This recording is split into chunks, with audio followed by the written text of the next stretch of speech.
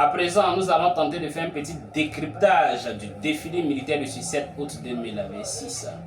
Parce qu'il faut rappeler que la commémoration de la fête de l'indépendance comporte deux défilés. On l'a tous vu aujourd'hui, le défilé militaire et le défilé civil. Nous allons plus nous focaliser sur le défilé militaire et essayer de faire un petit débriefing de tout ce que nous avons vu. Ce défilé militaire-là qui a en réalité, voilà, deux objectifs principaux. Le premier objectif qui est de rassurer la population quant à la sécurité du pays. Leur faire comprendre que le pays est en sécurité, que nos forces de défense et de sécurité sont là, prêts à n'importe quel moment, bien équipés et veillent sur le pays, protègent ce pays-là, veillent sur la protection des biens et des populations. Voici le premier message que l'État veut faire passer à travers ce défilé militaire-là. Le deuxième message, le deuxième objectif, c'est de dissuader toute éventuelle attaque, toute éventuelle insurrection, toute menace. S'il y a quelqu'un quelque part qui serait en train de planifier quelque chose contre le pays, après avoir vu ce que nous avons tous vu, il va tout de suite renoncer à ce projet-là. Et je pense qu'aujourd'hui, ces deux objectifs ont été valablement atteints. Avec tout ce que nous avons vu de notre armée, de notre pays, nous sommes plus que fiers. Parce que, avec tout ce que nous avons vu, par moments, j'ai eu l'impression d'avoir affaire à l'armée française ou l'armée américaine, avec tous ces équipements, ces véhicules de combat que j'ai vu passer.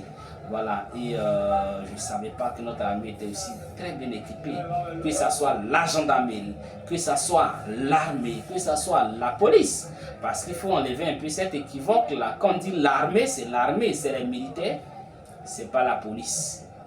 C'est pas la gendarmerie, c'est tout ce monde qui constitue, voilà, les forces de défense et de sécurité. Mais quand on dit l'armée, c'est les militaires, c'est-à-dire la garde républicaine que nous avons vu passer, les forces spéciales, la marine, l'armée de l'air, l'armée de terre. Ça, c'est les militaires et c'est ceux-là qu'on appelle l'armée, qui est un corps différent de la gendarmerie.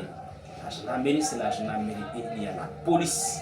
Voilà, donc l'armée c'est les militaires, la gendarmerie c'est la gendarmerie, la police c'est la police. Tout ce monde-là, c'est les forces de défense et de sécurité parce que souvent on attribue abusivement le terme armée à tout ce monde-là. Non, c'est pas juste, voilà, c'est une erreur. Donc, vraiment, aujourd'hui, voilà, nous sommes plus que fiers de ce que nous avons vu passer. Il faut aussi saluer ces frères-là de ces autres pays qui nous ont fait l'honneur de venir défiler avec nous. Je ne vais pas des troupes guinéennes, les forces spéciales guinéennes. J'ai vraiment beaucoup apprécié leur passage. J'ai été impressionné par cette force-là.